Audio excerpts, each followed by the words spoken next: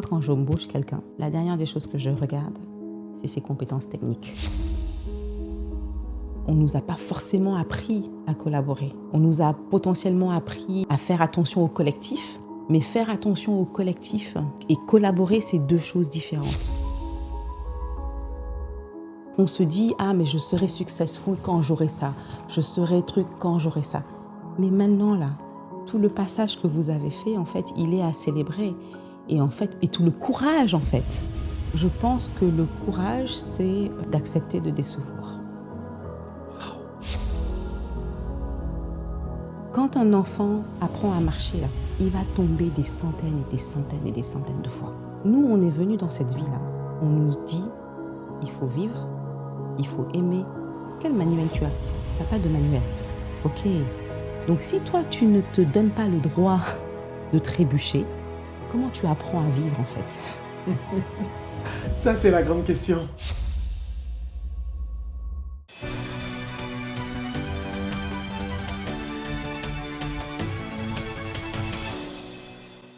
Bienvenue sur la chaîne Naboufal Officiel, la chaîne de développement professionnel et personnel, la chaîne qui va faire de vous des personnes inspirantes, impactantes, brillantes et charismatiques.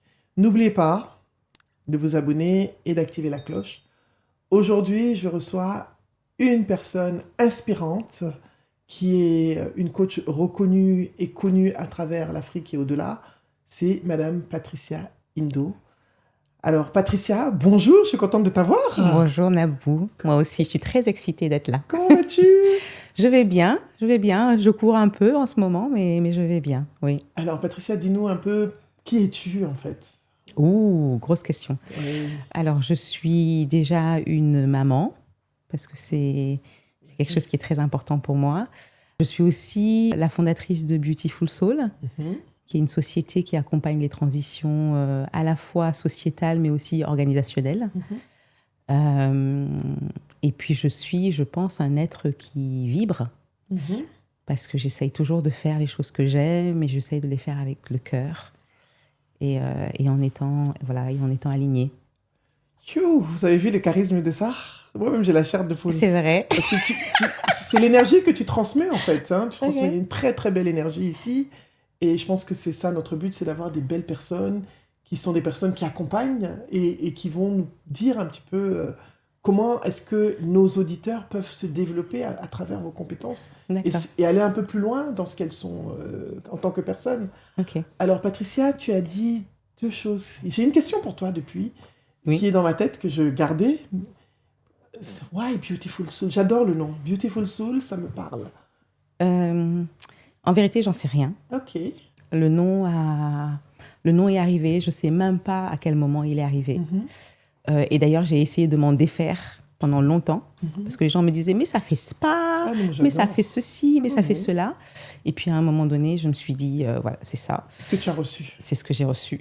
Et donc, si je post-rationalise, mais c'est vraiment de la post-rationalisation, je pense que l'inspiration, c'est aussi... On a au Sénégal, on a ce proverbe « Khol moy liggéey », c'est le cœur qui travaille. Et je pense que, oui, l'âme, elle est aussi dans le cœur. Et donc, du coup, voilà, si on vient dans notre vie, en fait, et si on amène notre âme, je pense qu'elle est belle. Avec toutes nos parts d'ombre aussi, hein, parce que quand tu as dit belle personne, moi j'assume mes parts d'ombre aussi. Et je pense que c'est ce qui fait justement que je peux rayonner, c'est que j'assume aussi ces parts d'ombre. Maintenant, ça m'a pris du temps. Bien sûr, c'est pas évident. Non. C'est pas évident. Tu es en train de créer des conversations là, mais je vais revenir sur mes questions. Merci pour cette réponse. Donc, moi je crois profondément que quand on donne un nom à quelque chose, même si on ne veut pas, on va finir par l'incarner. De façon immatérielle. C'est pas rationnel ce que je dis. Mais je crois profondément que quand on donne un nom à quelque chose, ou quand on nomme quelque chose de façon positive, on crée cette énergie. Il y a une vibration aussi dans les mots. On est sur une autre langue, on a dit vibrer. Non, c'est sûr que c'est une aspiration aussi, hein, et il y a des choses en tant que Beautiful Soul que tu peux faire, il y a des choses en tant que Beautiful Soul que tu peux pas faire. Donc, du coup, probablement que c'est aussi un guide. Donc, je te rejoins. Et effectivement, le nom nous a guidés souvent. Il a inspiré nos valeurs et il inspire aussi à chaque fois nos décisions qu'on prend. Récemment, il y a une de mes collaboratrices qui dit « Ah, mais on peut hacker ça !» en parlant, Oui, on peut faire ça. Hack. Et du coup, tout de suite, la réponse c'est « Mais est-ce que c'est Beautiful Soul ?» Non, c'est pas Beautiful Soul. Donc effectivement, tu as raison, ça nous guide, le nom nous guide. Merci beaucoup. Alors, Patricia, j'ai une deuxième question. Tu as parlé de transition organisationnelle, tu as parlé beaucoup de français. Est-ce que tu peux expliquer? Oui, bien sûr. Je pense que le plus simple, c'est de dire dans la vie, que ce soit au niveau de notre société, que ce soit au niveau de nos entreprises, ou que ce soit même au niveau de notre propre vie, on a un chemin à parcourir. Et parfois, il y a des rives à traverser. On va d'un point A et on doit aller à un point B. Et souvent, ces rives à traverser, c'est des rives où non seulement on a des objectifs qui sont matériels, qui se matérialisent, mais en même temps, ça demande souvent un travail sur soi-même, en fait, et qu'on devienne la rive B, enfin la rive B, en fait. Hein. Et donc, voilà, donc nous, notre travail, c'est de vous faire traverser cette rive-là. Et je vais donner des exemples, peut-être pour être plus concrète. Par exemple, on a travaillé avec, un pays qui souhaitait mettre en place un compte du trésor unique. Dans ce pays-là, il y avait des centaines de comptes. Pour chaque ministère, ils voulaient un compte unique pour mieux gérer je dirais, le budget de l'État, pour avoir plus de transparence, aussi de vision pour le futur et autres. Et bien entendu, il y avait énormément de résistance pour aller de ce point A à ce point B. Ah oui. Voilà. Et donc, du coup, nous notre rôle, c'est de venir accompagner chacune des personnes qui soit influence, soit va décider, en fait, de ce passage-là, en fait. Et ça demande, en général, beaucoup, dans notre travail, ça demande d'abord beaucoup de les accompagner pour qu'ils lâchent les peurs. Ah, là, hein, parce que toutes nos transitions, ce qui fait qu'elles sont difficiles, c'est qu'on a peur, en fait. Hein, parce qu'effectivement, on sait ce qu'on a, mais la rive B, là, on ne sait pas exactement ce qui va... On n'a pas beaucoup de contrôle, en fait. Hein, et donc, ça demande de lâcher ces peurs-là. Et nous, notre savoir-faire, c'est de travailler l'humain. Et donc, on travaille, quand je parle de transition, je ne suis pas là pour rédiger des décrets et tout ça. Non, ce n'est pas mon travail. Sûr. Mon travail, c'est vraiment comment la personne, en fait, passe de ce point A à ce point B, en comprenant aussi ce qu'il y a aussi pour elle-même dans ce point B, en comprenant ce qu'elle va devoir lâcher pour y arriver, en comprenant ce qu'elle va recevoir, et en comprenant aussi ce qu'elle doit... comment elle doit collaborer avec les autres, en fait. Hein. Et dans nos pays, je veux revenir sur cet aspect de collaboration, parce que très souvent, en fait, on ne nous a pas forcément appris à collaborer. On nous a potentiellement appris à faire attention au collectif, mais faire attention au collectif et collaborer, c'est deux choses différentes. C'est vraiment deux choses différentes, parce que parfois, dans le faire attention au collectif, on oublie notre individualité. Alors que dans collaborer, il faut amener ton individualité, ton individuation. Parce que c'est ça qui enrichit aussi le collectif. Donc, c'est mon travail, c'est faire passer, lâcher les peurs, apprendre à travailler ensemble et puis à se projeter aussi ensemble. Très intéressant ce que tu dis. Ça me parle. Pourquoi ? Parce que c'est l'individu. Le changement commence par la personne, n'est-ce pas ? Quelles sont les compétences qu'une personne doit développer pour pouvoir être la personne qui était à A et B? Comment, juste pour que les tips, en fait, pour nous... ça vient un peu tôt, mais... Je pense que la première chose, c'est cette faculté à s'observer et à être en contact avec ce qui se passe à l'intérieur de nous, et notamment les émotions qui nous traversent. Quand une organisation en général, par exemple, va changer de stratégie, on peut parler même, par exemple, en ce moment de tout ce qui se passe dans le milieu du développement, USAID, etc. Avec les personnes qui perdent leurs emplois et tout ça. je pense que la première chose, c'est d'observer aussi ce qui se passe à l'intérieur et de pouvoir faire preuve d'empathie pour soi-même. Je pense que c'est la première chose. Empathie pour soi, d'accord. Empathie pour toi, parce qu'une fois que vous avez l'empathie pour vous, en général, l'empathie pour les autres aussi se pose de manière juste. Hein. La deuxième chose qui est importante, c'est, à mon sens, c'est le discernement, qui pour moi est très différent du jugement. C'est-à-dire que dans une transition, souvent ce qui va se passer, c'est qu'on va labelliser, donner un nom ou un adjectif, en l'occurrence à cette transition, en la qualifiant de mauvaise, difficile, violente, blablabla. Et en fait, en faisant ça, en la jugeant, en jugeant la situation ou en se jugeant soi dans cette situation ou l'autre, et ben, ce qu'on fait, c'est qu'on se ferme des portes de compréhension et aussi des portes de prise de conscience de nos leviers d'action. D'accord. Parce qu'on reste souvent dans potentiellement la culpabilité. Je donne un exemple dans ce processus-là. Il va y avoir des personnes qui, comme elles sont à la recherche d'emploi, ben, à des moments, ben, c'est des montagnes russes. Et à des moments, quand on est au bas de cette montagne russe, ce qui peut arriver, c'est qu'on se juge. Ah ben, j'ai rien fait, j'ai pas envoyé mon CV, je suis nulle, je devrais prendre plus soin de ma transition de carrière. Mais en fait, sans se rendre compte que ces émotions-là qu'on a, en fait, elles nous font passer beaucoup plus de temps en bas. Okay ? Et donc, à l'échelle de l'organisation, c'est aussi ça qui se passe. C'est-à-dire qu'on juge la transition qu'il y a à faire, sans essayer potentiellement de discerner, donc de voir ce qui est. Et en faisant ça, en fait, on reste plus longtemps aussi dans le problème qu'on doit dépasser. Et surtout, on ne voit pas certaines portes ou certaines fenêtres qui pourraient s'ouvrir pour faire différemment. En fait, je ne sais pas si je suis claire. Oui, ce que je vais essayer de reformuler un petit peu ce que tu as dit. Il y a première chose à faire, c'est avoir de l'empathie pour soi. Oui. Donc, s'observer. Oui. Observer ses émotions. Et accueillir bien sûr ses émotions. Ouais. Mais aussi, surtout, ce qui est important, c'est d'avoir le discernement. Ne pas labelliser de façon automatique, négative, la culpabilisation qui vient. Il y a toujours une phase de culpabilisation qui arrive.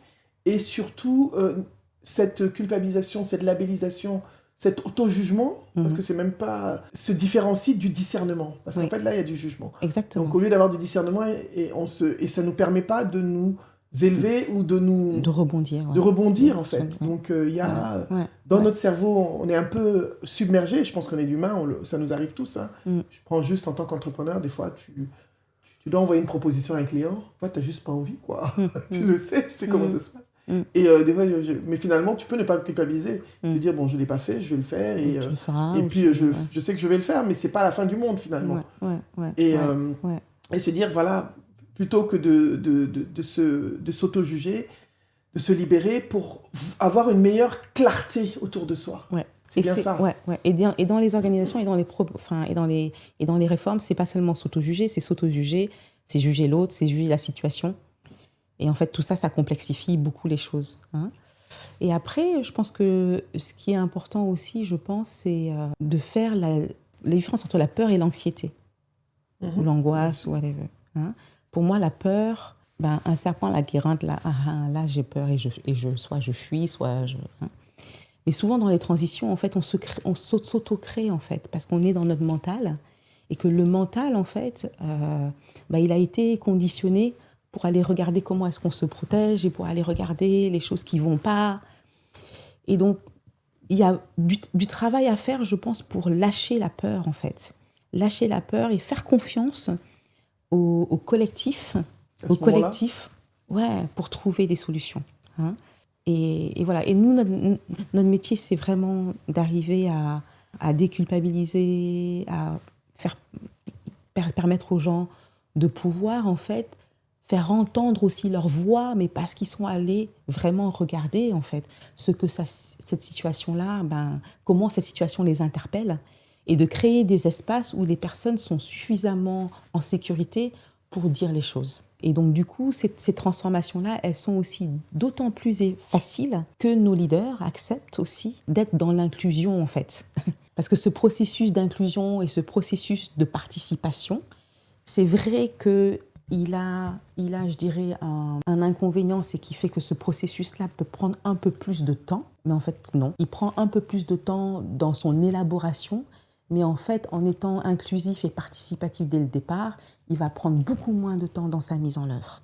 D'accord. Et donc souvent, nos leaders, on se dit non, il faut qu'on agisse très très rapidement. Et en fait, ça fait potentiellement plus de mal en fait à l'organisation que de prendre le temps en fait d'avoir ce processus d'accompagnement au départ pour que la mise en œuvre se fait plus facilement. Je donne un exemple, je sors de chez un client effectivement qui a dû réduire de 30% ses effectifs. Et j'étais très très très émue parce que le leader de cette organisation-là a choisi de travailler la réduction de ses effectifs, mais en collectif.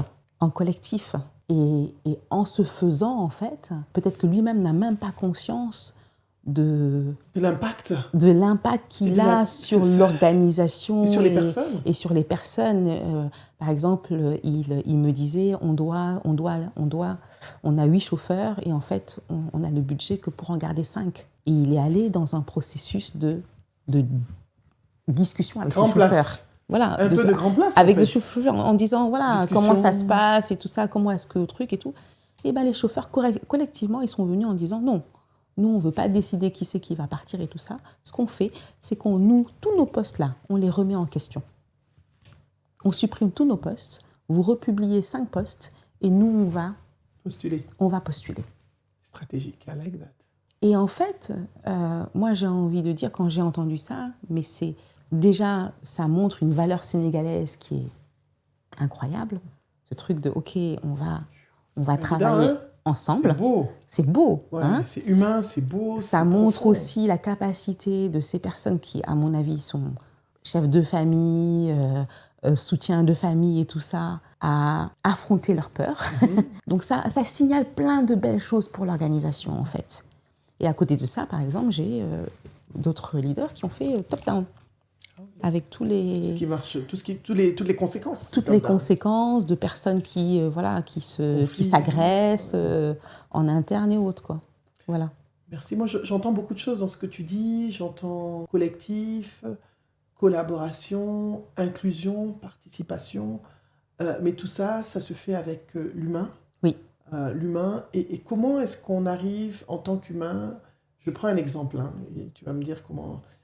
Et je pense que tu as donné un exemple tout à l'heure avec ce qui se passe dans le monde du développement. Tu as donné quelques exemples.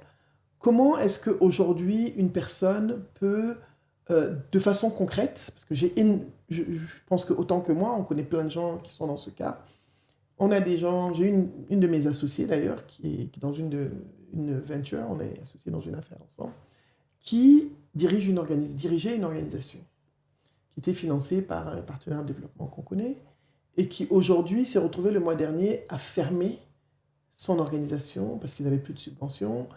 Il travaille beaucoup sur les planteurs en Côte d'Ivoire, et elle a fermé un bureau de 70 personnes. Tu vois, aujourd'hui, si je suis elle, je ne suis pas elle, mais je suis elle, c'est quelqu'un qui est proche de moi, comment est-ce qu'elle peut amorcer ce changement-là? C'est quelqu'un qui est extrêmement brillant, qui a tout ce qu'il faut en termes de background. Comment est-ce qu'elle peut amorcer son changement personnel ou une personne de son équipe? Soit elle, soit plutôt une personne de son équipe. Elle, je sais qu'elle va rebondir, elle a tout ce qu'il faut pour. Mais une personne de son équipe. Bah, je pense que ta réponse, elle est dans ta question. Quand tu as dit, elle a tout ce qu'il faut, elle, pour rebondir, en fait. Et je pense que c'est vraiment le premier... J'accompagnais un collectif d'une centaine de femmes récemment qui avaient, pareil, perdu leur emploi ou fermé des bureaux et autres. Et la première question que je leur ai posée, en fait, c'est... parce qu'elles disaient, par quoi je commence? Beaucoup d'anxiété, en fait. Et je leur ai dit, reconnectez-vous à un moment de votre vie, à des périodes de votre vie où où vous avez vécu la même chose, où ça a été super dur. On en a tous, en fait, des moments comme ça. Bien sûr, on n'a que ça. On en a tous des moments comme ça. Et donc, je leur ai dit, et donc, ce moment-là, comment vous l'avez dépassé, en fait? Et ça a apaisé parce que tout d'un coup, quand je me reconnecte à ce moment-là, je me dis, mais en fait, je l'ai surmonté. Je l'ai surmonté une première fois. Donc si je l'ai surmonté une première fois, je peux le surmonter une deuxième fois. Surtout que, et c'est là où une de mes valeurs très fortes entre en jeu, surtout que entre probablement ce moment-là s'est passé il y a 5 ans, il y a 10 ans, il y a 20 ans.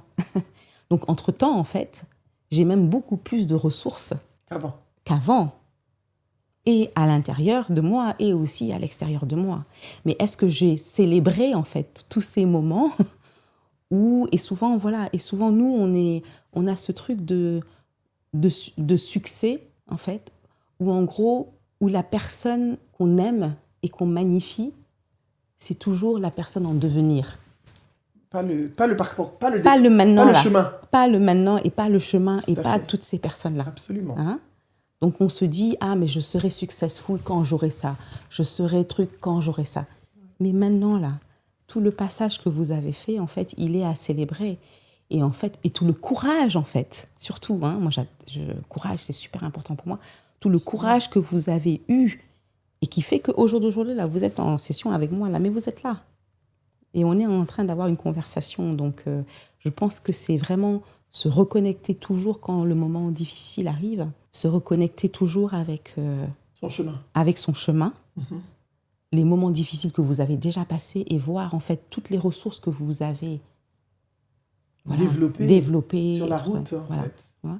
Et c'est pour ça que même nous, quand on travaille avec les organisations, souvent, ils nous appellent en disant ah oui, en fait, là, pour aller au point B, là, il y a tous ces problèmes-là pour lesquels il faut qu'on trouve une solution. Moi, quand je viens dans une organisation, je ne regarde jamais les problèmes. Jamais les problèmes. Et c'est pour ça que c'est souvent, les gens me disent quand j'arrive, vous êtes un peu une ovni et tout ça. Non, parce que je pense que si vous voulez renouveler, que ce soit un pays ou une organisation, il faut aller d'abord connecter les personnes à leurs forces, à ce qu'ils ont de beau, à ce qu'ils font de bien, et à partir de là, amplifier. Et c'est l'amplification de tout ce qu'ils ont là qui va aller résoudre chacun des problèmes. Connecter, comme on dit en anglais, connect the dots. Et c'est cette amplification-là de tout ce qui donne vie à l'organisation. Si l'organisation est là jusque-là, là, même pour avoir des problèmes là, c'est qu'elle a des choses en fait. Donc on va pas faire la négation de tout ce qui est beau pour juste aller regarder tout ce qui ne va pas. C'est Einstein qui disait on ne peut pas trouver la solution avec le même état d'esprit qu'on l'a créé. Absolument. Et donc c'est ça, c'est aller reconnecter avec les forces, aller reconnecter avec tous les passages de l'organisation là. L'organisation là, elle a vécu, elle a eu des coups durs, elle est revenue, reconnecter avec tout ça et avec toutes ces forces là, aller travailler l'aspiration, aller aligner les personnes avec cette aspiration là, aller aligner l'organisation avec les valeurs qui vont faire que cette aspiration-là se matérialise. Et vos problèmes-là, vous allez voir, ils vont devenir petits. Ils vont devenir très petits, exactement. Donc en fait, se reconnecter à ses forces, c'est très important. C'est rappeler de son vécu, de son chemin, des challenges qu'on a traversés, permet d'avancer en fait et de reprendre du courage pour avancer. De reprendre du courage et de changer aussi son narratif. Tu vois, j'aime beaucoup ce que tu m'as dit au départ. Beautiful Soul, en fait, le nom, en fait. Absolument. Ok. Donc, quand vous changez le narratif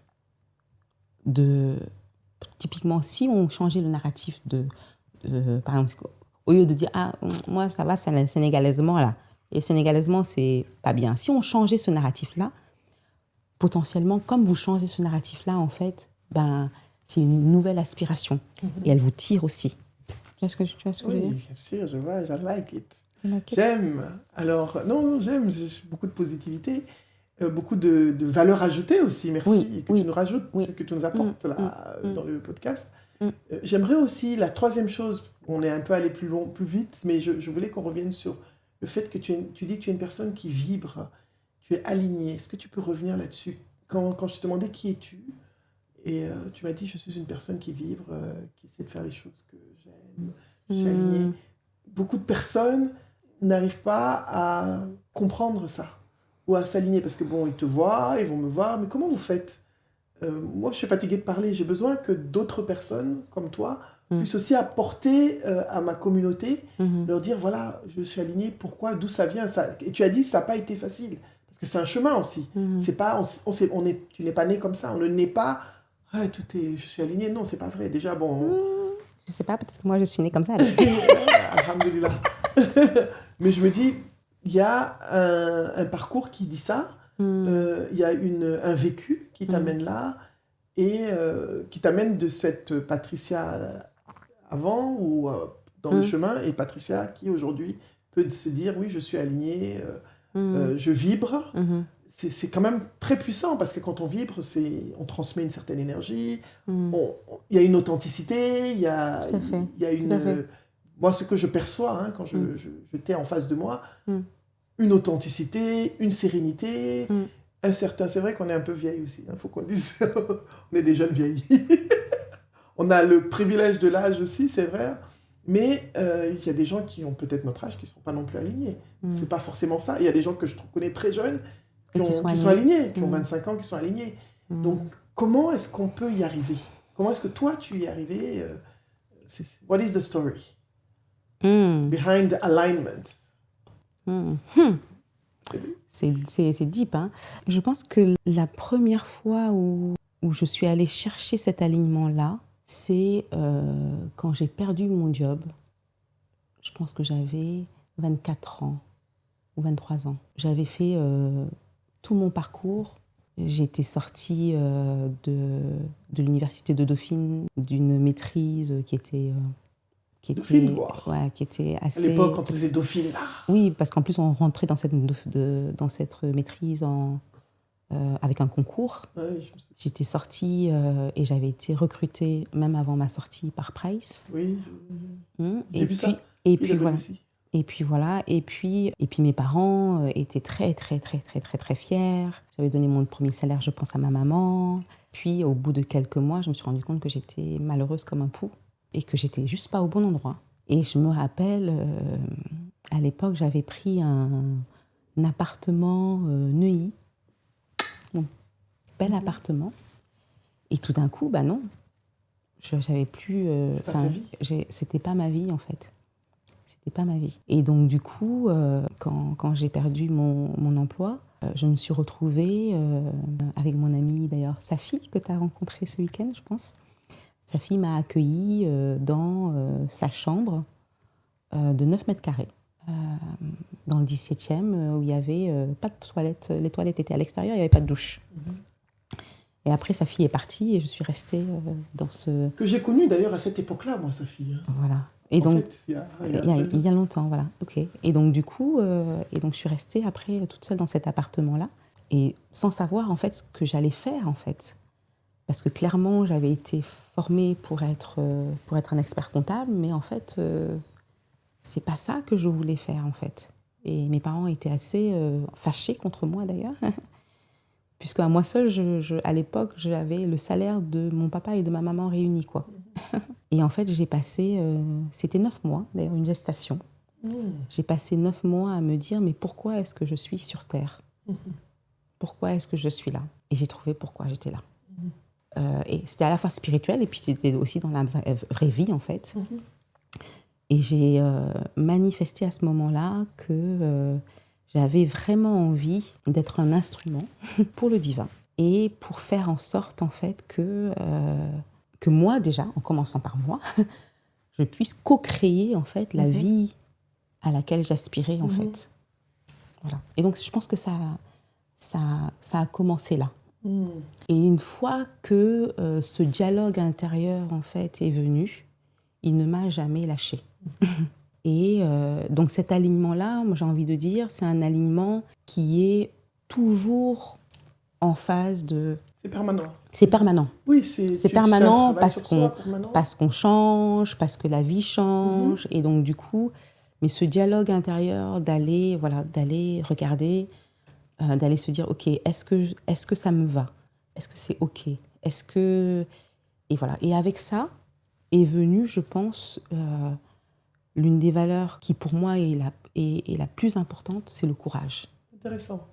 Donc pour toi, le courage, c'est ouais. ta valeur. Pour moi, la plus importante. Le courage, c'est ma valeur. Parce que quand on parle d'alignement, ben souvent, on doit lâcher prise. Souvent, on doit affronter des peurs. Souvent, on doit dire des choses aussi aux autres qui sont autour de nous, qui ne sont pas toujours faciles, en fait. Et d'avoir le courage, en fait, d'être dans son honnêteté. Tu parlais d'authenticité. Et voilà. Et donc, du coup, c'est pas facile. Hein. C'est pas facile. Comment tu vas parler à tes parents à ce moment-là? Parce que tes parents, ce sont mes parents, c'est nos parents, ils ont des aspirations pour nous, ils sont contents parce qu'on a des super jobs. Nos parents, c'est la vieille école, tu as le travail, tu as le super salaire, tu as la sécurité. Parce qu'en fait, j'ai compris que quand nos parents réagissent d'une certaine façon, c'est parce qu'ils s'inquiètent pour nous. Bien sûr. Tu vois, sûr. donc comment... Parce qu'une fois que ton avenir est incertain, moi je vois quand tout au long de ma carrière, les moments où je ne travaille pas, ma mère est désemparée. Tu vois ce que je veux dire? Moi je suis zen, mais elle est stressée. Parce que comment tu vas faire? Comment est-ce que tu prends ce courage dont tu me parles? Qu'est-ce qui l'a motivé? Qu'est-ce que tu as dû faire avec courage à ce moment-là? À ce moment-là, je pense que ce que j'ai fait avec du courage, c'est d'annoncer la nouvelle déjà, d'accueillir aussi les émotions de mes parents. Et d'ailleurs, à ce moment-là, j'ai mal compris. Parce qu'ils m'ont dit « Ah, mais nous, on ne va pas t'aider ». Mais en fait, non, c'était pas « on ne va pas t'aider », c'était juste... Et donc, du coup, d'ailleurs, je suis devenue végétarienne après, parce que je n'avais pas d'argent pour m'acheter la viande, quoi. Je pense que le courage, c'est d'accepter de décevoir. Waouh, j'aime beaucoup ce que tu dis. Pourquoi? Parce que j'ai écouté une vidéo d'un jeune homme sur YouTube et qui disait il faut accepter qu'on a le droit de décevoir les gens. Tu vois, j'aime bien ce que tu dis et je me suis dit waouh. Toujours, personnellement, j'essaye de upkeep. Quelqu'un me demande quelque chose, si je m'engage, je vais jusqu'au bout, mais en fait, des fois, je peux ne pas aller jusqu'au bout, quoi. Et c'est OK. Parce que tu peux pas, en fait. Parce que je peux pas, quoi. Ou je suis fatigué, ou je n'y arrive pas, ou je suis pas dans l'état d'esprit, et que c'est OK de décevoir. Donc, ce que tu viens de dire, là, c'est tellement puissant. C'est accepter de décevoir et dire, bon, ben, pardon, je déçois. Maintenant, parce que ça m'arrive encore d'avoir ces moments où je parle. Et maintenant, ce que je fais aussi, c'est non seulement d'accepter... à l'époque, j'avais accepté de décevoir. Mais je n'avais pas accepté de me décevoir moi-même. La nuance. C'est très différent. Oui, bien sûr. Donc aujourd'hui, j'accepte aussi d'être déçue par moi-même. Je ne suis même pas déçue, en fait. Parce que j'accepte de ne plus culpabiliser et de me dire, OK, voilà, je ne suis pas parfaite. J'ai le droit de faire des erreurs. Et c'est pour ça que je veux lancer le podcast Zéro Clock. Zéro Clock dont tu me parlais tout à l'heure. Oui, parce qu'on a le droit, surtout quand on va chercher ce niveau de vibration-là, il faut qu'on se donne le droit, en fait, de, comme on dit en wolof, farastalou, de trébucher. De se tromper, de tomber, de farastalou. Oui. Hein? Et moi, ce que j'ai compris, et si ça peut aider tes auditeurs, quand un enfant apprend à marcher, là, il va tomber des centaines et des centaines et des centaines de fois. Nous, on est venus dans cette vie-là, on nous dit, il faut vivre, il faut aimer, il faut blablabla, blablabla. Et quel manuel tu as? Tu n'as pas de manuel. Zéro. OK. Donc, si toi, tu ne te donnes pas le droit de trébucher, comment tu apprends à vivre, en fait? Ça, c'est la grande question. Tu vois ce que je veux dire? Ouais. Donc, c'est important. Et là, maintenant, à l'époque, en fait, j'avais accepté de décevoir mes parents, mais je me culpabilisais quand même. Et aujourd'hui, je ne me culpabilise plus maintenant quand je passe ces moments-là. Par contre, ce que je fais, c'est, bon, j'accompagne aussi parce que ces moments d'alignement, ils ont parfois des conséquences sur les autres. Donc, comment tu accompagnes les autres aussi? Ton entourage. Et comment tu es là pour les autres? Parce que toi, tu es en quête d'alignement peut-être. Mais eux, ça va avoir des impacts. Hein?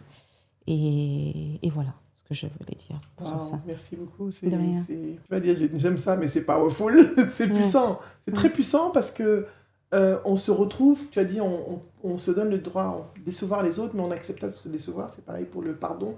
On est plus apte à pardonner aux autres qu'à se pardonner à soi-même.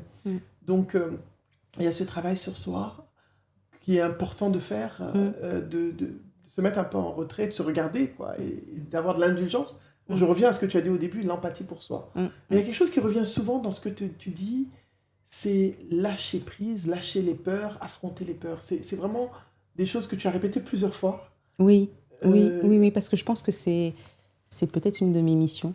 D'accord. De vie. C'est-à-dire, est-ce que tu peux l'articuler, ta mission de vie, autour de ça ou au-delà de ça, comme tu le sens? Je pense que ce qui me rend très pertinent dans le travail que je fais avec les organisations et avec parfois des gouvernements dans les projets de réforme, c'est de manifester la confiance en la vie. D'accord, c'est ça ta mission. Et pour ça, et de lâcher donc les peurs, en fait. Lâcher les peurs, tu vois. Lâcher les peurs. Et donc moi, j'ai eu différents moments dans ma vie où j'ai dû faire justement ce lâcher-prise.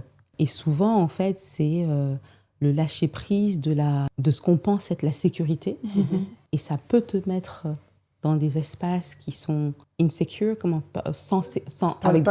avec de l'insécurité. Sécurité, oui.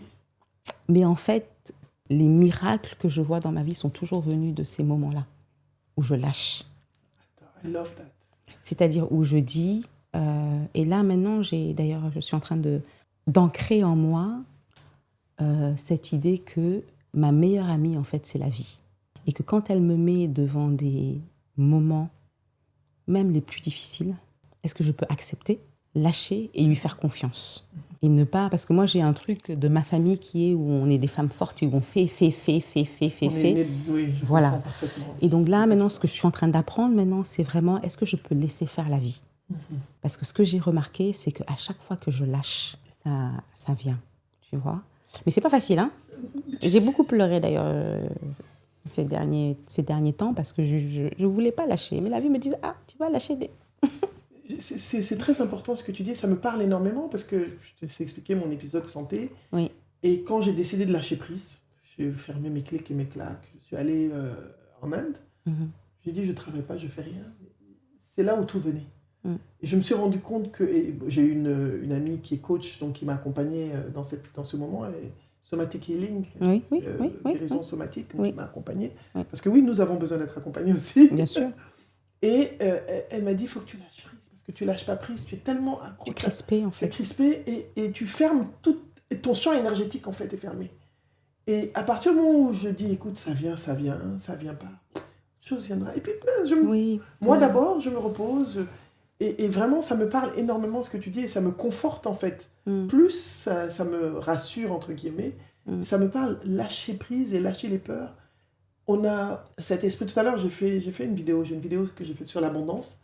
Et je disais que quand on lâche les peurs, on ouvre le champ aux opportunités, à la créativité intérieure qu'on a, à tout ce qu'on a. On a tellement de choses en nous, et il y a tellement de choses autour de nous. Mais si on se dit, et je disais justement dans cette vidéo, que personne ne te prend rien en fait. Ce qui est pour toi, et là, l'univers est ouvert, et il y a tout pour tout le monde. Tu vois ce que je veux dire? Il y a des gens qui ont toujours peur de faire briller les autres, et ils ne savent pas que quand les autres brillent, tu brilles encore plus finalement. Bien sûr. Et j'aime bien, vraiment, merci Patricia. Non, je t'en prie. J'aimerais aussi que tu dises avec nous, aujourd'hui, on a des jeunes, des professionnels qui suivent la chaîne, et leur dire un peu comment est-ce qu'ils peuvent appliquer ce lâcher-prise-là, et c'est lâcher prise et lâcher les peurs dans un environnement professionnel où on est de plus en plus compétitif, où il y a de plus en plus d'exigences vis-à-vis de soi-même. Moi, je vois des gens, aujourd'hui, je regarde, tout le monde est en train d'aller avoir, t'as travaillé pendant 30 ans, mais non, il faut que tu aies un MBA de ceci. J'ai l'impression qu'on est un peu à la course au diplôme juste pour le diplôme. Je ne sais pas si c'est une aspiration profonde ou c'est juste quelque chose par rapport aux autres.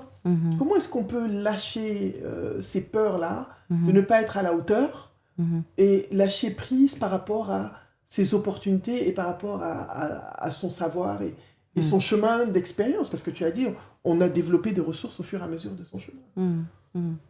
Ok. Alors, juste avant de répondre à cette question-là, j'aimerais revenir juste sur quelque chose, parce que quand tu as parlé de lâcher prise et, et des choses qui viennent, en fait, le lâcher prise, que je comprends aussi, c'est très physique, en fait. Et tu as même fait ce geste Oui, de... parce que tu t'accroches. Tu t'accroches et donc tu te crispes, en fait. Donc, c'est très physique. Et donc, une des choses, moi, je me rappelle une petite anecdote, une collègue, j'arrivais pas à avoir je tombais pas enceinte, j'arrivais pas à avoir d'enfant. Et après avoir tout essayé, une des collègues m'a dit, mais tu sais quoi, va te coucher par terre et tu demandes à ton corps. J'ai dit, c'est quoi ces bêtises-là? De quoi elle me parle? Affaire de Touba, pardon. Bien sûr, À l'époque, l'africaine, tu vas te dire ça en tant qu'africaine. qu'est-ce qu'elle me dit? Donc du coup, je me suis dit, bon, après tout, j'ai tout essayé. Qu'est-ce que ça me coûte? voilà. Ça me coûte rien. J'ai venu m'asseoir, m'allonger par terre. Heureusement, il n'y avait personne dans mon appartement pour voir que j'étais allongée par terre parce que je suis restée allongée pendant au moins 2 heures. Et en fait, ce qui s'est passé, c'est qu'à un moment donné, au fur et à mesure que elle me dit, tu te couches et puis tu demandes à ton corps et tu te relaxes. Et en fait, je me suis relaxée. Donc à un moment donné, je commençais à respirer, je relaxe, je me relaxe, je suis détendue. Et tout d'un coup, il y a une phrase qui monte. À l'époque, j'avais le job idéal aux Nations Unies. Et il y a une phrase qui monte. Je quitte les Nations Unies. Je dis, c'est quoi ces bêtises-là? C'est le message que tu as reçu. Comme on dit, c'est ce que tu as reçu. Je reçois ça. Mais c'est quoi ces bêtises? N'importe quoi, je quitte. Je dis non, je quitte pas les Nations Unies. Et puis au fur et à mesure que ce mot venait, j'ai commencé à sentir la réaction de mon corps. Quand je disais je quitte les Nations Unies, mon corps s'ouvrait. Quand je disais je quitte pas les Nations Unies, mon corps se refermait. Je me suis dit mais non, t'es folle, Patricia. C'est dans ta tête. Mais restez, c'était là. Donc je me suis levée, je suis allée appeler mon grand-père. J'ai dit à mon grand-père, j'ai l'impression qu'il faut que je quitte les Nations Unies pour être enceinte. Et mon grand-père m'a dit, si c'est dans ton cœur, vas-y. J'ai appelé tout le monde. On m'a dit, mais t'es malade, des trucs. Mais lui, il m'avait dit, vas-y. Et donc je suis allée demander ma démission. Et là, les gens m'ont dit, non, mais pose une année sabbatique. Et je ne sais pas ce qui m'a pris à cette époque-là. Et d'ailleurs, pardon à mon cher et tendre époux, parce qu'à l'époque, je l'ai stressé pour... voilà, j'aurais pu prendre peut-être l'année sabbatique. Mais je me suis dit, en fait, je vais faire confiance à la vie. Ton ami, la vie. À l'époque, je ne la considérais pas comme mon amie. C'est maintenant que je commence à la considérer comme mon amie. Et j'ai démissionné. Donc, lâcher les peurs. Au bout de 2 mois après, j'étais enceinte. Tu vois? Wow. Et donc, je pense que ce qui se passe, c'est que quand on est dans les peurs, en fait, et c'est le principe même du coaching. Quand tu regardes un coaché, le coaché, ton point de vue, c'est qu'il a toutes les solutions en lui. Et c'est pour ça normalement, dans le continuum du coaching, on n'est pas censé conseiller. C'est 2 choses différentes. Okay? Après, on peut y arriver quand... On peut donner des tips. Quand la personne est vraiment bloquée.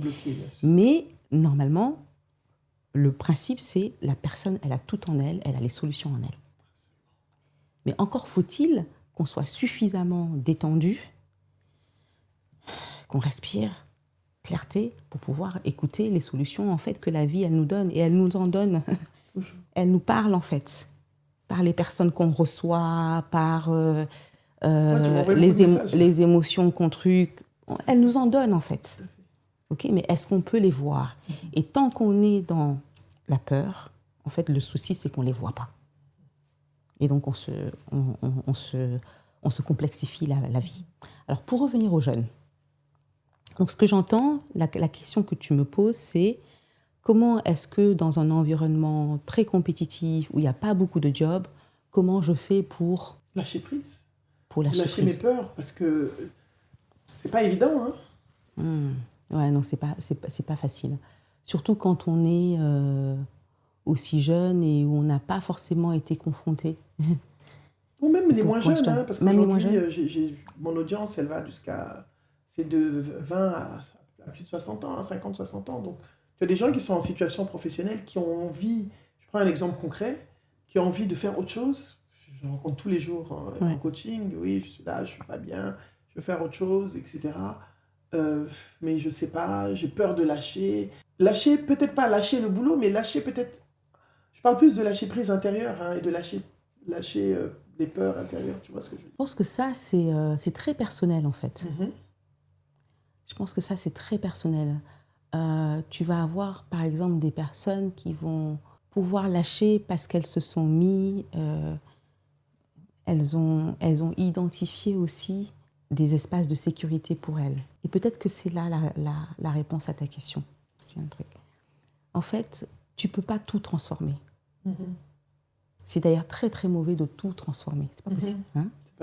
C'est pas productif, en fait. Donc, du coup, ce qui est important, c'est pour qu'une transformation se passe bien, et c'est pour ça que dans les organisations, par exemple, on va travailler sur les forces, il faut que tu gardes certaines choses, et que ces choses-là, ça soit tes piliers et tes fondements. Ta soupape de sécurité. Ta soupape de sécurité. Et ton voilà. Hein? Et donc, il faut trouver, parce que tu peux pas, quand tu es dans une période de transition, tu peux pas tout changer, et tu peux pas avoir tout qui... Tu as l'impression que tout vacille. Tout tombe. Tu as l'impression que tout vacille. Et donc, il faut trouver des éléments de sécurité. Alors, ces éléments de sécurité-là sont personnels, mais ça peut être quelqu'un, par exemple moi, pendant longtemps, et jusqu'à présent d'ailleurs, mon élément de sécurité, c'est mon grand-père. Il n'est plus de ce monde, mais c'est mon élément de sécurité. Ok ? Un autre élément de sécurité que j'ai, c'est un endroit en Irlande. J'ai vécu pendant 3-4 ans en Irlande, et j'ai un espace en Irlande. À chaque fois où j'ai des moments difficiles, je me mets dans cet espace-là, parce que cet espace-là, il me calme justement, il me permet de lâcher et de trouver, de respirer, de trouver d'autres solutions. Ça peut être des amis, ça peut être des livres. Ça peut être des livres. Moi, j'ai des livres qui m'inspirent, et j'ai des moments où j'ai besoin de repartir. Ça peut être souvent votre propre spiritualité. Donc moi, par exemple, quand les moments sont durs, mes rituels de méditation, de mouvement et tout ça, qui normalement font peut-être une demi-heure, 1 heure, ils passent à 2 heures. Mais j'ai besoin de cet espace-là. Hein? Et donc, c'est vraiment trouver des espaces où vous êtes en sécurité. Ça me parle beaucoup, parce qu'en fait, je me rends compte quand tu parles, j'avais peut-être pas défini ou rationalisé, je me rends compte que pour moi, la sécurité, c'est j'ai besoin d'être dans la nature. Quand je suis dans la nature, il y a quelque chose qui se passe en moi. Je le fais spontanément, je dis bon, je vais aller me mettre là où il y a de la nature. Ça me ressource. Ça te ressource. Voilà. Et ça me permet de voir plus clair. Voilà, où je dors. Tu vois, chacun son truc, donc, en fait. Voilà, donc il faut trouver son truc. Par contre, une fois qu'on l'a trouvé, il ne faut pas le lâcher. Et ça, c'est... moi, j'ai quelques modèles femmes dans ma vie, et ma maman, c'en est une, et Germaine Aconi, c'en est une autre. Yes. Et Germaine, un jour, m'a dit, la discipline, soit tu la tiens, soit tu la perds. Et ça, c'est rentré ici, et c'est plus sorti. C'est resté. Donc, il y a des choses...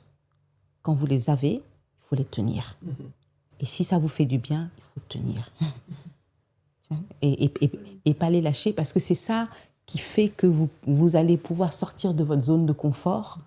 Parce que ce soit la recherche de travail, que ce soit la reconversion, que ce soit la transformation de votre organisation, il y a le sortir de votre zone de confort qui va devoir se passer. Mais pour ça, il faut qu'il y ait une zone sortir, il faut qu'il y ait aussi une zone de confort aussi, où on peut venir, respirer, reprendre le truc et repartir. Merci beaucoup. Alors pour moi, Beautiful Soul, c'est, on va venir un peu, c'est coaching peut-être, les organisations, mais aussi tu formes aussi les coachs. Oui. Aujourd'hui, c'est important qu'on en parle, parce qu'il y a quand même ce besoin aujourd'hui qui est là, où c'est un métier dont on a besoin. Donc, comment est-ce que... Et tu nous disais, le jour, on a eu une conversation, on ne va pas tout la raconter toute notre vie, hein. Tu disais, tiens, j'ai coaché beaucoup plus de monde maintenant, j'ai formé plus de monde maintenant qu'avant. Comment ça s'est passé que cet appel allait encore plus loin? Ok. Alors déjà, moi, dès que je ne me suis pas fait former au coaching au départ. Hein. Oui, tu me disais. Ce sont mes clients qui sont venus, m'ont demandé de me faire former. Et dès ma première formation, en fait, j'ai invité en fait, d'autres personnes, notamment des amis, mais pas que, à venir se faire former, même gratuitement. Et je le faisais parce que ma vision, c'est toujours un Sénégal prospère, où chaque personne est entendue et où chaque personne a une vie qui est digne et qui est belle. C'est ça, pour résumer. Hein. Et je me disais, mais pour faire ça, là, je ne peux pas être toute seule. Tout à fait, absolument. Okay.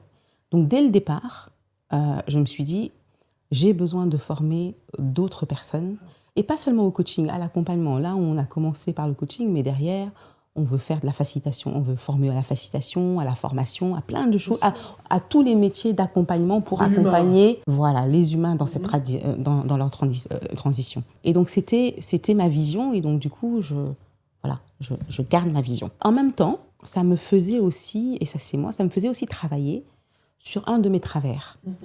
Parce que voilà, on parle de belle, mais j'ai plein de travers. Dont un, c'est que je suis hyper compétitive. Tu sors de Pricewaterhouse, quoi. Tu as fait Dauphine quand même. Donc par essence, tu es compétitive. Ah ouais, non, je suis très compétitive. Professionnellement, mais il y a la compétition, cette compétitivité par rapport à vous-même, et il y a la compétitivité aussi par rapport aux autres. Et je me disais, mais pour faire ma vision là, ma compétitivité par rapport aux autres là, elle me dessert en fait. Absolument. Et donc pour moi, la meilleure façon de guérir là, quand vous avez un truc, c'est de vous mettre en situation, de lâcher la peur justement. Absolument. Okay. Et donc pour moi, ce travail, former les coachs, ça nourrissait à la fois ma personne à moi de lâcher une peur et un travers que je considérais n'allait pas avec le métier, n'allait pas avec mon métier et n'allait pas avec surtout avec ma vision. Et en même temps, effectivement, d'accompagner cette vision-là. Et effectivement, on est passé à l'échelle. C'est le métier. Hein. Donc, à force de faire, on comprend aussi comment faire mieux. On comprend l'essence aussi du coaching. On comprend les choses à faire, à transmettre. Et je reviens encore aux organisations. Quand on fait les transitions, c'est pas forcément tout qui est à... Il y a des nœuds, hein, mais c'est pas tous les nœuds qui ont besoin d'être dénoués. Parfois, il y a un seul nœud, là, tu tires dessus et t'as tout réglé, en fait. Et donc, avec le métier, on sait aussi quelles compétences clés doivent être passées. Et pour moi, si c'était moi, tout le monde serait coach. Voilà, aussi, je suis d'accord avec toi. C'est vraiment ma vision. Je le dis tout le temps, je dis formez-vous au coaching, c'est même pas pour être coach, mais ne serait-ce que pour la posture. Parce que pour soi. Pour la posture, pour soi-même, c'est important. Pour soi. Je suis d'accord avec toi à 100%. Pour soi. Moi, je pense que le métier m'a plus apporté à moi-même que aux autres, tu vois.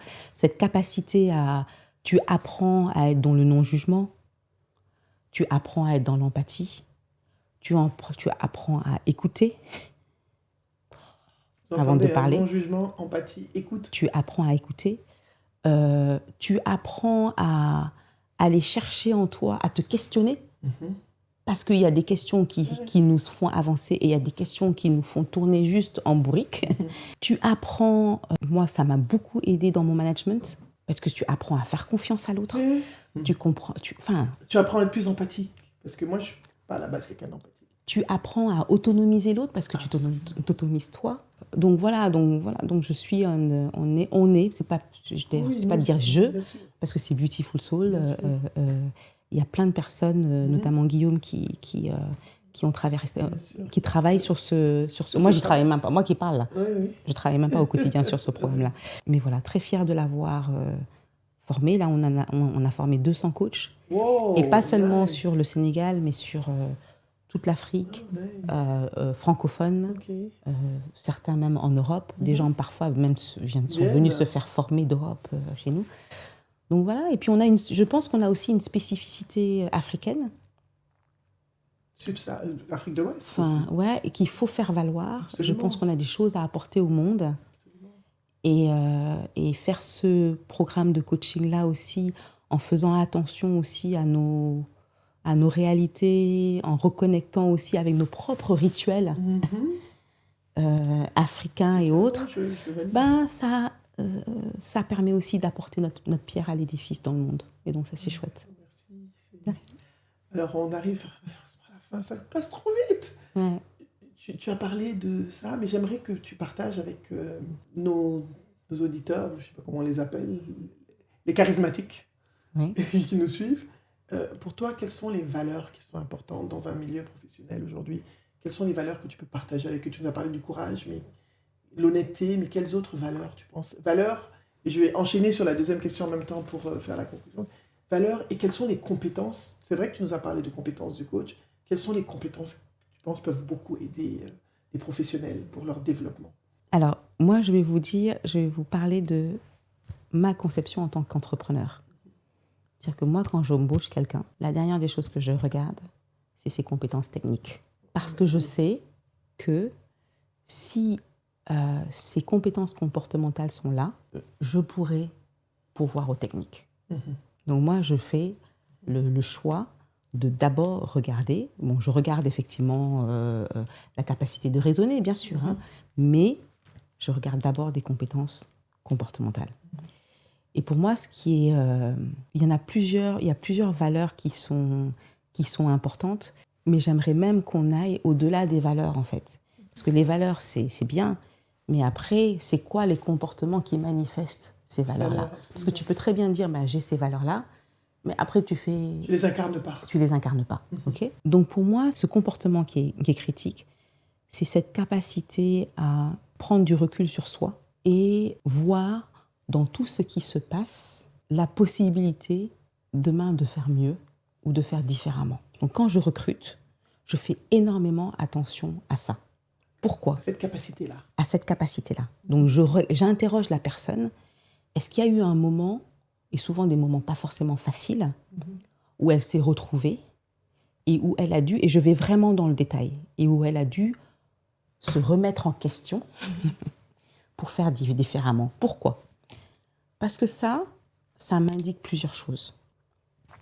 Ça m'indique, que la personne, en termes de valeur, est suffisamment humble pour reconnaître quand elle s'est trompée ou pas. Ça m'indique que quand demain je vais avoir à faire un feedback à la personne, un retour, elle va comprendre que je ne suis pas en train de le faire pour la censurer ou pour lui faire mal. Mais elle va comprendre en fait que je suis en train de l'inviter à aller plus loin. Okay? C'est aussi une forme d'écoute aussi. Quand tu es capable en fait de te dire... c'est à la fois une forme d'observation et d'écoute. Parce que tu as vu que voilà, tu as fait ça, et en fait, non, ça ne marche pas, et donc il faut que tu fasses différemment. Donc ça veut dire que tu as observé et que tu as réussi à passer ce cap-là. Tu vois? Et ça montre aussi ta résilience. Parce que le chemin d'une entreprise ou d'une vie, ce n'est pas un chemin linéaire. Et donc voilà, ça, je fais particulièrement attention à ce qu'on appelle les soft skills, donc à tout ce qui est comportement, compétences comportementales. Et après, je fais aussi attention au quotidien dans Beautiful Soul, on a 5 valeurs, on a 18 comportements pour montrer comment est-ce qu'on peut incarner ces valeurs-là. Et je regarde également dans le parcours de la personne si la personne a intégré ces valeurs-là. Après, c'est jamais du 100%. Ça ne m'intéresse pas le 100% parce que c'est impossible. C'est impossible. Oui, c'est impossible. Mais rien que de voir que tu as eu une réflexion par rapport au comportement, au comportement.